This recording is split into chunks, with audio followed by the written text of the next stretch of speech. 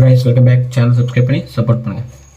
இடுப்பு தெரிஞ்சா பஸ்ல சப்போஸ் நான் வந்து இன்டர்வியூ வித் கலாட்டா தயாரா இருக்கேன். பரவாயில்ல வச்சுட்டு போட்டும். நிறைய பெண்கள் என்ன பண்ணுவாங்க, நான் இப்படிதான் ட்ரெஸ் போடுவோம், நான் என்ன அப்படி ட்ரெஸ் போட்டு அவன் இடுப்புல கை வச்சான்னா நீ அதை அனுபவிச்சுக்கோ அப்படிங்கிற மனநிலை இல்லையே இன்னைக்கு இருக்கிற பொண்ணுகளுக்கு. நான் இப்படிதான் ட்ரெஸ் போடுவேன், என் கையை பிடிச்சி இழுக்க கூடாது, நான் ஆஃப் டவுசர் போட்டுட்டு தான் மார்னிங் நான் ஓடுறேன். 6 to 7:30 வரைக்கும் நீங்க ஆஃப் டவுசர்ல தான் சம்டைம்ஸ் அதுவும் ஈவெண்ட்ஸ் எல்லாம் நேஷனல்ஸ் அந்த மாதிரி ஸ்டேட்ஸ் மீட் நடக்குதுன்னு வச்சுக்கோங்களேன், என்ன கூட கம்ஃபர்டபுளுக்கு நான் ஓடுறேன்.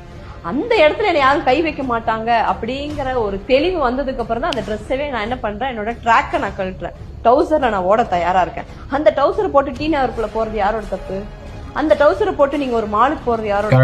அவன் கை வைப்பான், அவன் பாப்பான், அப்புறம் அவன் குறுக்குறுன்னு பாக்குறான். வீடியோ ஸ்பெஷலி பொண்ணுங்களுக்கு யார் தோன்றா எனக்கு ட்ரெஸ் இப்படி போடுறது பிடிக்குங்க, நான் என்னோட ஸ்டைலா பாக்குறேன், என்னோட அழகியலா பாக்குறேன், அவன் ரசிக்கிறான், தப்பே கிடையாது. உன்னை யார் ரசிப்பா? அப்புறம் பொண்ணுங்க உங்களுடைய ஃப்ரீடம்னா ட்ரெஸ்ஸில் தான் ஃப்ரீடம் காட்டணும் ஒன்றும் கிடையாது.